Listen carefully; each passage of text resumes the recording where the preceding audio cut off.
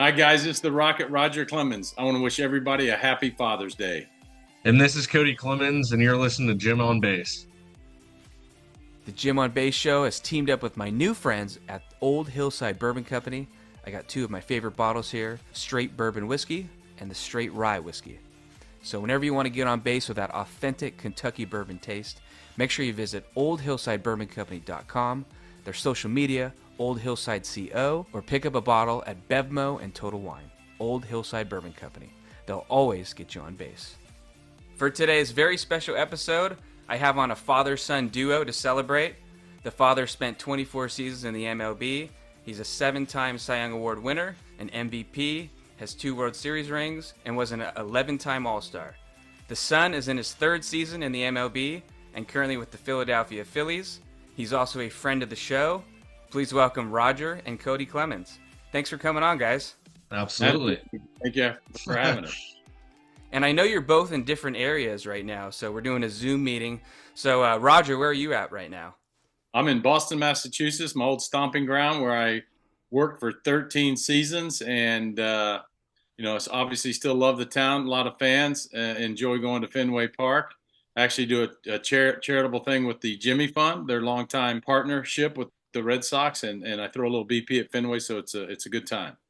Awesome. And Kody, where are you at right now? I'm in Philly right now, just rehabbing, getting back off the IL here, hopefully pretty soon. Awesome. Well, I heard there was some weather today in Boston for you, Roger, and you're on the golf course right now. So I'm curious, how's the swing looking right now? The swing is a little bit better. Actually, my 2 younger boys love the game. They've learned it when they were young, and my number 3 son Casey, he's really trying to get serious in the game of golf, and he helped my path. I had a little outside takeaway path. I'm trying to take it inside now, and I've got to get it going because really I'm in town with my buddy for his member guest, and I go from here to Joe Carter's event in Toronto. And then we have a really nice, fun event in Maine for the Barbara Bush Foundation and Golf for Kids, FORE for kids. And so I'm looking forward to that. And then the summer will pick up. Our granddaddy of them all is the American Century in Lake Tahoe. So hopefully I won't have to yell "for" too many times. It'll be going straight. Yeah. I'll actually be at that tournament too, so I'm excited to see that. And Kody, we talked a little golf last time. And I know there's 4 of you total brothers, so it made me wonder in the family, who's the biggest trash talker of the bunch and who can actually back it up? Uh, I would say I'm probably the biggest trash talker. Um, I don't know if I can back it up. On some days on the golf course, I can. My 2 oldest brothers, they're decent. They'll probably shoot 90 area, I would say. And then Casey, like my dad said, has been really working on his golf game, and he's actually gotten his handicap down to a scratch. So he's pretty solid right now. I think he plays at least 6 rounds a week, it seems like. So he's out there all the time. But for me, my golf swing, I've had some really good rounds. I stick to like the low 80s, so it's been good. He's being modest. He's pretty good. And they, like I said, Ryan, I'm glad all 4 boys play. They love the game of golf. I tell people I've met more business opportunities through the game of golf than I ever have playing, 24 years in the majors. But yes, I agree. Kody's probably the biggest trash talker of the boys, and he has a buddy that's in professional baseball we've known forever. And Casey, my number 3 kid, also has another a friend that when they match up, you pretty much need a rules official for these guys, the way they go at each other. So there's going to be at least 1 to 2 to 3 rulings they're going to need. We'll put it this way: I'm going to get them a PGA pocket rules book. They're going to start carrying it around with them. Well, when you guys are on the course, it made me wonder, do you blast some music or what kind of music are you guys into when you're on the course? Yeah, Oh, I'm listening. I get the speaker on, and it's a mixture between country, hip hop. Sometimes we play the old school rap stuff. It all just depends on the mood and where we're at, honestly. If we're in, a beachy type area, we're playing Kenny Chesney or like some, beach vibes out on the course. So it's fun. Keep it light. And it, like he said, my dad, he said, it doesn't get too serious until someone has a hiccup or something and we got some money on the line. And Roger, what kind of music are you into? Yeah, probably same country. I like country. A little bit of the good hip hop. If it's got a good beat to it, or it's actually telling a real story without too many f bombs in it. So, but yeah, I love music. Obviously, like I was telling the guys, I came up here to Boston. I did a Netflix series, and I did a special for the Yankees, and we got into what's going on, and they got into my nickname, the Rocket. I have twin grand boys now. They're 7 years old. My oldest son has the twin grand boys, and I'm Poppy Rocket to them. But at night, a lot of people know it's been catching on. A lot of people at night know I DJ, and my DJ name is DJ No Request. So most of the parties, though, if Kody comes up to me when he was getting married, and his new bride was telling me what to play, I turn into DJ Some Requests. Well, since you're both into music, my follow-up question, and we'll start with you, Kody. Who was your guys' first concert that you ever attended?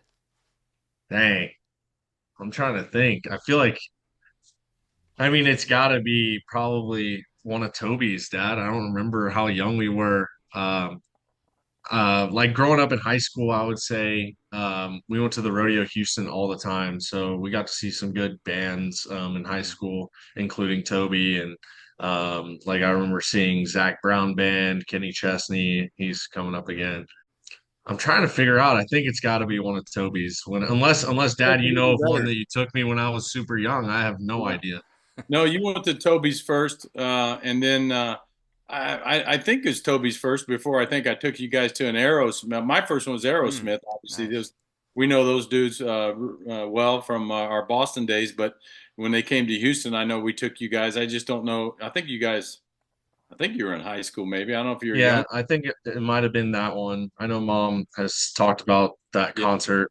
yeah, getting a little crazy for sure. But Yeah. yeah, I'm just telling you, it doesn't get any better. Like I said, Kody got married in Cabo, and I would say it's a pretty good wedding when you have Toby Keith singing with you, karaokeing with you in your house in Cabo on a golf course right on the ocean. That's a pretty good memory.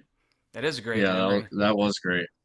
And RIP to Toby Keith. I know you guys are Absolutely. close. And not only I know you're great friends, a fellow golfer, right? I know he was at the Pebble Beach tournament a lot through the years. Yeah. Yeah, Toby loved the game of golf, and Toby was the same dude from when he was, first broke out with should have been a cowboy, and he's playing in bars with 20 people in them, and he was the same cat when he was a megastar. So we miss him dearly, and but like I tell everybody, he left us with some wonderful, wonderful singing, drinking songs. That's for sure. Yeah. And since you have been golfing the longest, Roger, it made me wonder, do you have any hole-in-ones through the years or? I do. I have a 6 hole in one. I have three of them in competition, so I've been pretty fortunate on that end. Yeah, because I had Buster Posey on recently, and I said, "What's harder, a hole-in-one or a perfect game?" And he said, "Well, I would say a perfect game, but I have one of those, no hole-in-one yet." So I thought that was kind of funny. Yeah, that's a pretty good That's answer. funny. And Kody, I thought it was interesting. You probably grew up, obviously, being around your dad at the ballpark, seeing him, and like seeing him golf in Tahoe and whatnot. And now he gets to watch you, so it's got to be pretty cool to have Roger around. Yeah, for sure. I mean, it's kind of gone full circle. I tell everyone that I'm very happy that I'm not a pitcher, so I don't have to live up to what he did. So it's kind of a different type of career for me. But no, it's awesome, obviously, having him in my back pocket whenever I need him. And obviously, when he comes around to the games every so often, it's amazing. And Roger, I had a question for you. I was able to interview Nick Castellanos last year as well, and I saw some footage of you with his son Liam, and I think you might have pitched to him. So, does that kind of bring memories back for you? And you had your sons probably bring him to the ballpark back in your career. Yeah, absolutely. I'm pretty fortunate. We got some pictures hanging around the house that it's really cool because you make an all-star game and all the boys are going to be there. So I get them all a jersey, and they wanted to get in the outfield and shag fly balls during the home run competition. So yeah, I mean, I've always told Kody, even at the level he's at now, I try and play the dad role until they ask me a pointed question, and then I'll get more involved and more detailed in answers. But again, they were all hitters, very good hitters. And I tell my boys, even the ones that didn't make it to the majors, it's it's a extremely hard feat to do what they're doing, even in the family, to be able to play professional baseball and play it at a high level. What Kody's doing right now, starting here and there and coming off the bench in crucial spots, pinch hitting, it's probably the hardest thing to do in all of sports, is to hang around 8 innings on the bench, and then the game's in the most crucial part of the part, and you got to be ready. You got to stay in tune with what's going on in the game and be ready to, to pinch hit and come through. So Kody's done that well. I've always said that, I've always talked to Kody about his baseball IQ being off the chart. His baseball IQ is in depth as any manager that he's playing for. He's been, like I said, I've been dragging around the ballpark since he was 5, and he loves it, paying attention to it, trying to get better each day. Again, I'm super proud of all my boys. Not just because they're playing professionally. I think I'm more as proud as how hard they worked at the University of Texas towards their degree and everything that they had to try and overcome. A lot of people say, "Oh, the expectations." I think they're just so used to it. I mean, they're used to hearing their last name tied with with their dads or whatever. But they handle it great.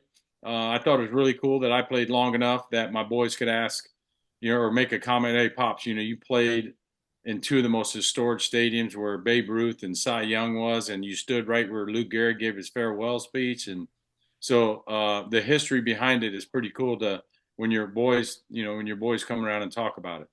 Yeah, great stuff there. And makes me wonder too, Kody, like you said, you were recently married. So not to put you on the spot too much, but when you think about your dad and what he's taught you growing up, has that impacted you on maybe what type of father you want to be one day with Father's Day coming up in a few days? Yeah, absolutely. I mean, I'm very fortunate to have the parents that I have. Obviously, growing up, we had the best childhood, and the way they raised me and my brothers, they were amazing, including my mother. And obviously, with my dad when I was growing up, my dad was obviously playing, and so my mom and grandma, we call her Nana, was always around to kind of raise us all. But at the same time, we were popping in and out to see my dad pitch and go up to New York. Like we spent a summer in New York in a high-rise apartment. I remember that was a super fun time. But the way that he's raised me it made me the man I am right now and the man that I'm gonna become or whatever. So um, it's been awesome to have him as my dad. And like you said, there is a target on my back, but it started when I was very young. So we are used to it. My brothers are used to it. And yeah, I'm just very blessed and fortunate to have a dad like him. Mm. And Roger, I was going to say that I know you had a long career, obviously, so it's got to be great now to where you can watch Kody and play and be around and see some of these games in person, right? Absolutely. I mean, the fans will come up to me because I like. There's sometimes when I'm in a player's box or a Legends box upstairs, I like to be in the crowd when I can. At Philly, I got a cool little spot that I can sit, be out with the fans, and they love Kody being there. And they obviously will come up to me and visit with me here or there, but they always like, "Are you nervous or whatever?" I said, "No, because they play a position, they got it down." So I mean, they've practiced so hard and worked so hard behind the scenes to be prepared. Like you said, not being prepared will find your weakness, right? So the boys are prepared. So I can kind of kick back. Now, in high school, when Kody got in there and relieved a few games and Casey pitched at Texas, I was a little antsy because, I know how difficult that is to be on the mound doing that too. So, but hey, I don't have to worry about it. Cody's got 2 career punch outs. One of them is Otani. And with that strikeout, everybody thinks my 7 Cy Youngs are one of the most unbreakable feats that are ever. What Kody did by striking out Otani, no one's going to break that record. Kody and I are the father-son leading strikeout leaders in Major League Baseball history. With that one strikeout, we jumped my pitching coach actually in New York, Mel Stoudemire, and his son Todd Stoudemire. So Kody bounced us up into the lead, and then I think he got another punch out in L.A., didn't you, kid? So you punched somebody out in L.A. too, so you got 2 now. Yeah, I got 2, but I haven't pitched in a year, so that's good. That's a good thing. That is a good thing. When you're pitching, it's not good. We don't like it. And his oldest brother, Kobe, he really doesn't like seeing pitching. So, because when he does, he knows either a blowout one way or the other. Usually, Yeah. usually on the bad side. Yeah. Now, Kody, since you're obviously a hitter, when you are pitching like that and you strike out Otani, are you able to keep the ball, or do you keep any mementos so far? Yeah, I kept it and I sent it over to him and he was cool enough and laughed at the moment and he signed the baseball and wrote like something on there like what a nasty pitch that was or something like that. But yeah, I have it still. It's at my house in Tomball.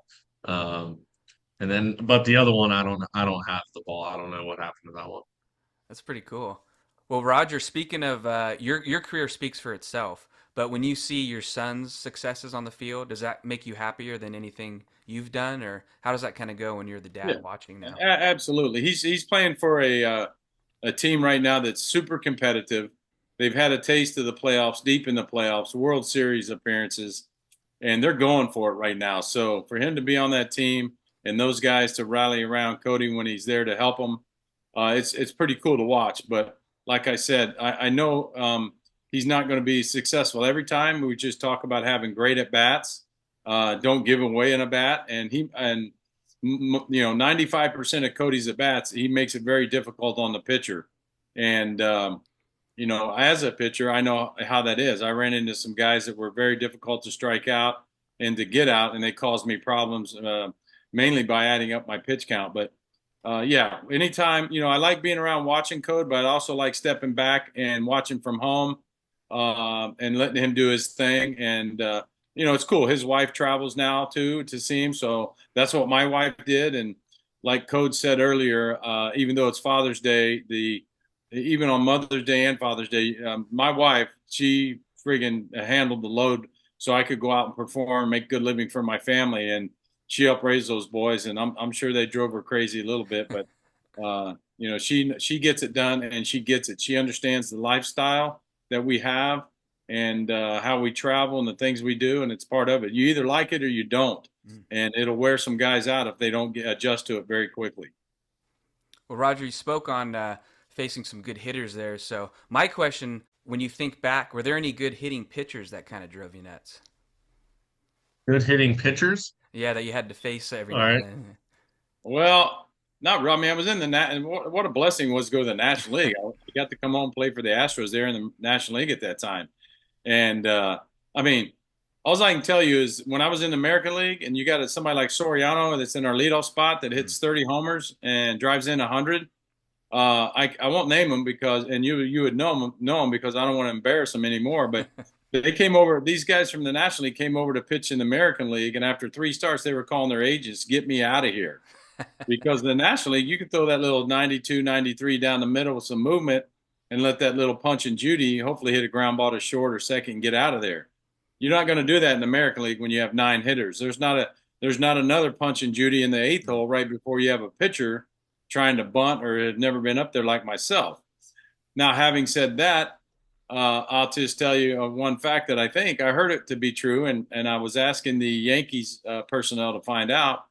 But there's a trivia question floating around: is who is the oldest New York Yankee ever to record a base hit? Mm. And it was A. DiMaggio, B. Lou Gehrig, C. Mickey Mantle, D. Babe Ruth, or E. None of the above. And the answer is E. None of the above. Rocket Man. I think I was 45. I hit a double.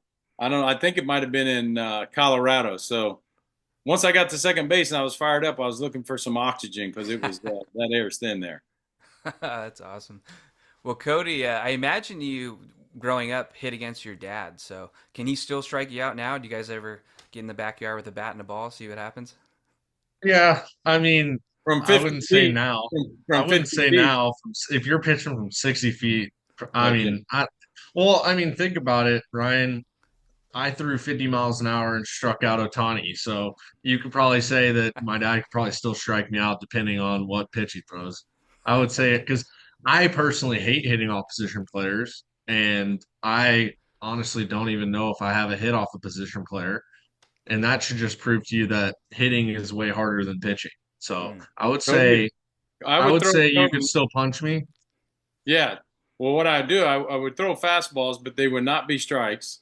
And then Mr. Splitty would You're show just up, gonna throw split after and I'd throw split you after. 7 straight split fingers. But at the same time, you're throwing it 70 miles an hour. So I got Yeah. some reaction time there, but I'll give it to you. I'll give you its Father's Day.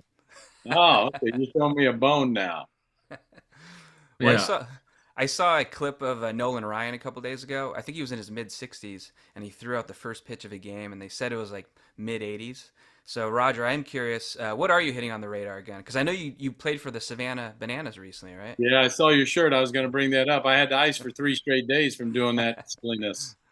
I was only supposed to throw out a first pitch, and then Jesse, the owner, just said, "That'd be great, but can you pitch in the game?" And I didn't want I like my elbow and shoulder to stay intact, so I can do this golfing tour stuff. So I was pretty lucky. I've been pretty lucky over my career. Thank God for the ice tanks that we have at home, and Mhm.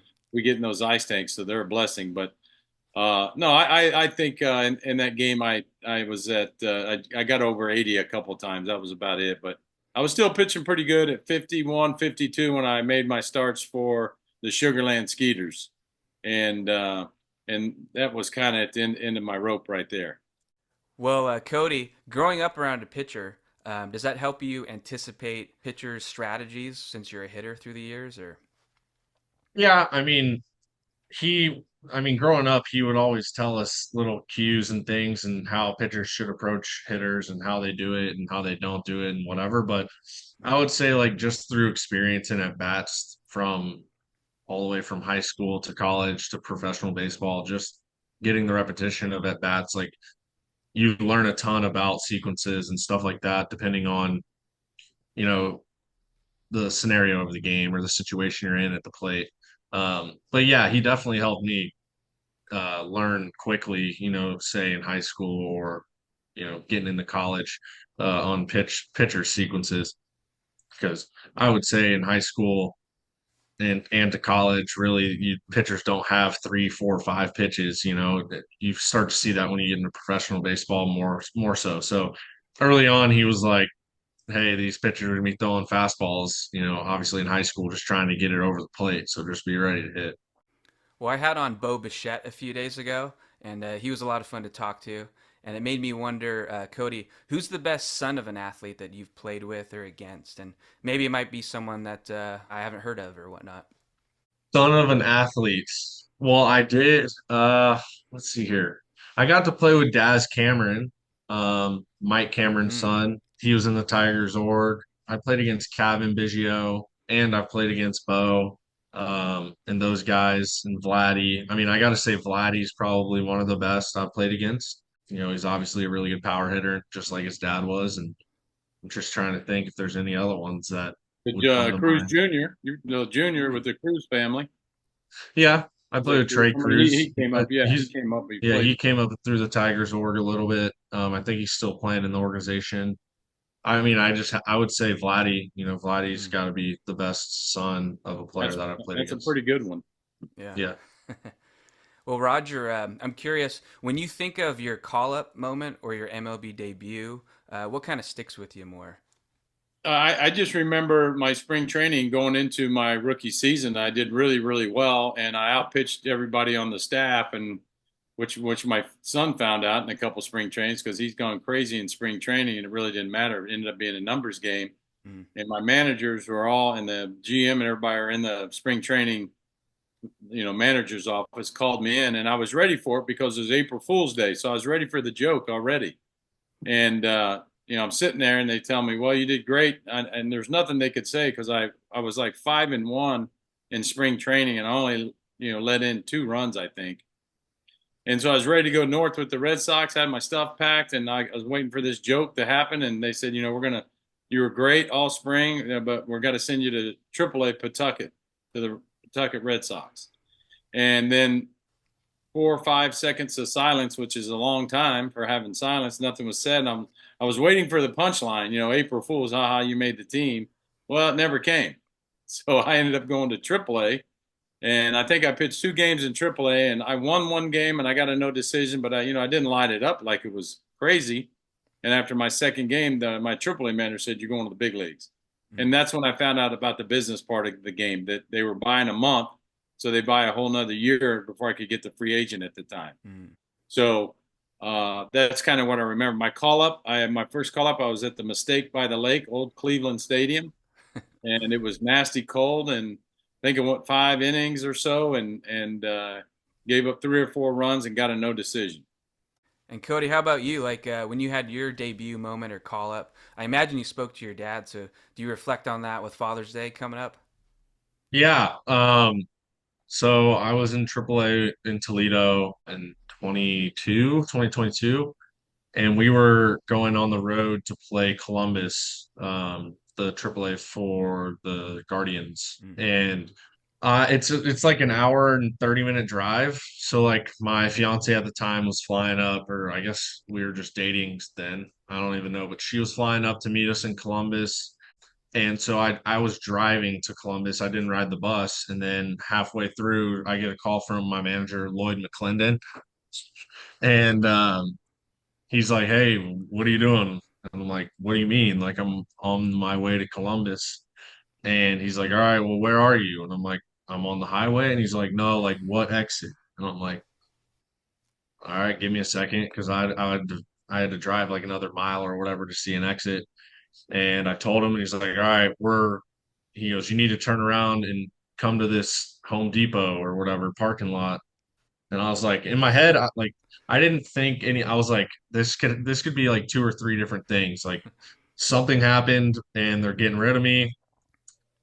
Something bad happened, like where something like through my family or something, and they needed to tell me about it or something, or I'm going to the big leagues. So it was like I didn't really know what the hell was happening.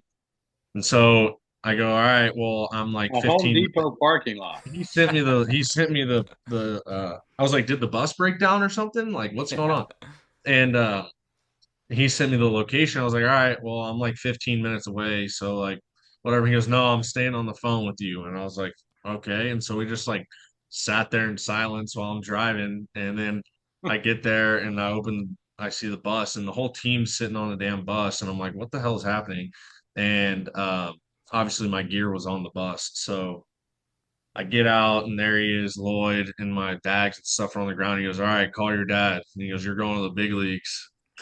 And so he goes, I'm pretty sure he was like, I want your dad on FaceTime. Let's FaceTime him. I was like, all right, then we FaceTimed him and told him. And I It think was that's awesome. what it was. Yeah. It Wow, was that's great. awesome. Yeah. That is a great memory there. And Roger and Kody, you guys are always so friendly. And it just makes me wonder, Roger, you're always good signing autographs with fans and whatnot. So who was your favorite athlete? Or did you meet anyone when you were a young fan that kind of made an impression for you to be this way as you became a pro athlete? Yeah, so I loved history. So one of my favorites of all time was JFK, our Mm. president. Just learning a little history about him. Baseball wise, for me, watching growing up, we didn't have all the video that the guys do now. So I always looked at 8x10 photos of Nolan Ryan and Tom Seaver. I still say that what a pleasure and a privilege it was for me at 23, 24 years old. I was at Fenway Park and we traded for Tom Seaver. Mm. He joined us for our little playoff run, and I got to watch a 40, I think he was 40, 41 year old man out there grinding at 88, 89 miles an hour, and then he'd get in trouble and he'd rush one in there about 94. The ultimate power pitcher. I mean, the dude pitched, and I got to watch it up close and personal. Um, Obviously, when people ask me my dream foursome, Cy Young's in there, Babe Ruth's in there. I'll tell you, like I've told when I've done millions of these podcasts, I have no idea for the life of me why Babe Ruth's number is not retired universal. Mm. What Babe Ruth did for baseball when the country was at an all time low when he was playing to bring the country back up and to I think one year he had more home runs than the entire league. And but I don't know why Babe Ruth's number three is not retired universal around baseball because he was baseball. I mean, there's no way around it. And he was a guy I would have loved to pitch to. Mm. I pitched against some great old time dudes. Don Baylor, Greg Luzinski, the Bull, Carlton Fisk, Dave Kingman. And then you go into George Brett, Robin Yount, Paul Molitor. I mean, just stud after studs, and then pitched all the way through to facing some of these young guys that are just retiring now. So those are just the history behind it. I really enjoy that part of it. And you mentioned some great hitters there, but since I'm in the Bay Area of Northern California, one question I did want to ask you, Roger, was what was it like having to face the Bash brothers back in the day? And not only that, but matching up with guys like Dave Stewart. Yeah, so let me sneak this in real quick. My all-time, the main reason why I wanted to hopefully get to the big leagues in a hurry is I wanted to face Reggie Jackson. Mm. And when I was young, I still remember when I even say Reggie's name, I think about the 3 home runs he hit in the World Series. So I wanted to do that. I was fortunate about my fourth start in the big leagues. We faced the California Angels, and Reggie's batting fourth. And I caught myself behind the mound tying my shoes. I didn't want to turn around and even look at him with that half shell helmet on, those glasses. And since then, Reggie and I are close friends. I got a mural of him at my gymnasium at my gym at home in Houston, and he kind of calls me Heat every once in a while, and of course he's named Mr. October, and he loves telling the story, but he always would kind of bitch me out because he said that before he'd come up to the plate, the other guys that I'm pitching to in front of him, I'm throwing like 93, 94 miles an hour. And he said, and then I step in the box and you go 97, 98, 98. And I said, you're Reggie Jackson. I mean, come on, dude. So your Bay Area, the Bash brothers were, I had fun with Canseco. I mean, you're talking about guys, when they talk about guys that are tough to face, the big power guys that overswing and swing real hard to hit the ball a long ways, I just got to stay out of their little happy zone.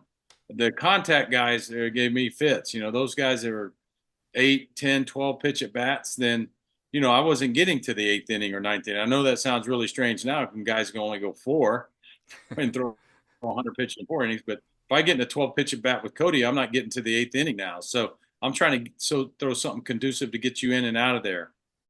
Matching up against Stu's like matching up against anybody. And when I'm facing another number 1 or number 2, I kind of pay attention the first 2 innings. Even though you always say, "Hey, I'm not pitching against Pedro or I'm not pitching against Dave Stewart," I kind of am. I know I'm pitching against their lineup, but I'm kind of pitching against them. And so I got to find out if he looks on the first couple innings, then I got to stay on. I can't give up a 2-run bomb or something early. So you watch that. Your boy out there in the Bay, probably the best hitter I've ever seen in my life, Barry Bonds. Barry had a campfire going on the plate, man, because he could put his elbow in the strike zone. I think I hit him one time in that armor that he had on, and we talked afterwards, and I said, dude, you would feel safe in Iraq right now with all that equipment on that you have on. That elbow guard, not only did he put it up, it would flare out another 2. It wasn't even on his body. So, but he had a campfire going on the plate too. So the only way, and he choked up on that bat. So he had all barrel going through the zone. So guys like that, you definitely want to crowd them. I'm glad you brought it up because I always remember that. The media had a little controversy about that. I always thought that was kind of a fun memory. Well, Kody, I got a question for you. Do you and your brothers and family, it sounds like you might call Roger the Rocket. Like, do you have some fun with that around the house? Or We just call him Slick Raj. I don't know how that stuck. I think one of our high school buddies like dropped that line on him and we thought it was hilarious or something. But yeah, everyone calls him Slick. I don't know why. I don't know why they call you Well, that, but let me that's just just tell you what they do to me to really rub it in. They go, I don't know where they find them on the web. They go back and they find these commercials I did when I was like 23 years old. One of them's a Zest commercial, soap commercial, and I tell them after they're bitching and having fun with me. I let them know that number 1, we got a year supply of soap, so you guys are the cleanest kids in the country. And I said the check that I got probably helped buy one of your vehicles, so don't be rubbing it in too hard. yeah. Yeah, no, we don't call him the Rocket really. We just Poppy call him rockets. Slick, yeah, Slick Raj. Raj is I what get we a call few him. poppy rockets now, but I get a lot of slick rockets. that's good. They Well, don't call me Skid Mark either from the movie Kingpin either. Well, I wanted to let you guys talk really quick at the end here about the Roger Clemens Foundation. One thing I think so cool about it is it's a family affair. Everyone's involved, right? And I know you do a lot of great work. So Yeah, we just celebrated 30 years of the Clemens Foundation. We deal with at-risk children. We've gone outside the box a number of times to help other families, military people. Like I said, I work really close with Helping a Hero, and the boys chip in when they can. Some Thanksgiving we're passing out 400 meals sometimes, complete meals for Thanksgiving, in some of the tougher areas around Houston. and beyond. We helped out. We sent truckloads of food over to New Orleans when the hurricane came through there. So the boys help out. It's something that we're proud of. I have wonderful gals over there that help us all the time and keep pushing us out there. But yeah, we love it. We're in a program right now with Helping a Hero. Johnny Morris of Bass Pro Shops, the CEO there. Lee Greenwood, he's one of their brand ambassadors, and we're trying to build 100 homes for these our wounded men and women that have done so much and sacrificed so much for us. So somebody like myself and Kody can roll out in a stadium with 45, 50,000 people and feel safe doing our jobs.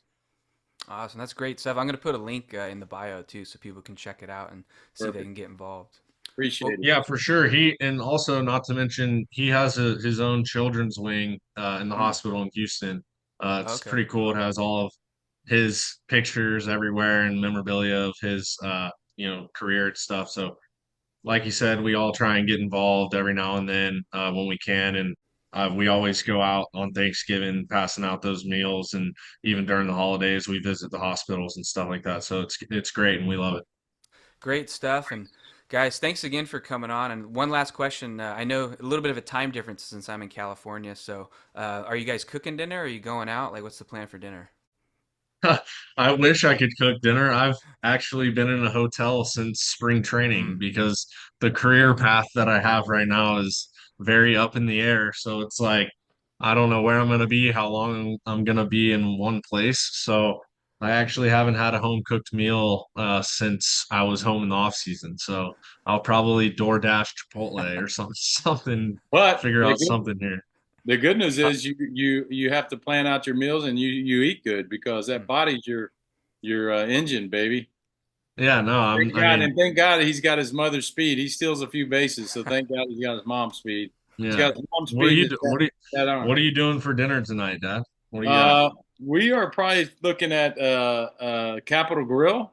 Oh, wow, Right? must be Yeah, nice. we'll rub that in on you a little Must bit. be nice. Maybe over to the Encore Casino to Mm. win a little of cash. And the way Nice.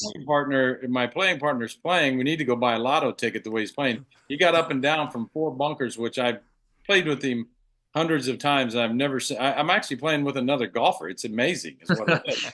I looked at Ed. So he's sandbagging all the other members. I want as you know, playing in Scotland, you want the other members pissed off at you. I need you playing well in any given time. So, but Yeah. yeah. So thanks for the Father's Day stuff, son. I don't have to say it on this, but you know how proud I am of you. I mean, it's not easy what you do. So, and I know it sucks sometimes. And like I said, your baseball IQ and your playing ability, you can play with anybody in the major leagues right now. Yeah. I just need to get off this injured list. Well, that happens. Dad was on it many times. It sucks. I hate it. So it happens when you put your body under that kind of stress. Well, All Kody, right. heal up quick. And I hope to see you down the road sometime at another stadium in person. And Roger, I guess I'll see you in Tahoe. I'll look for DJ No Request. Yep. Stay off the right side of the fairway. But if you're over there, act like you're part of Arnie's army and kick my ball back to the fairway. Hey, sounds good. All right. See you, All right. brother. Thanks, Ryan. Bye, baby.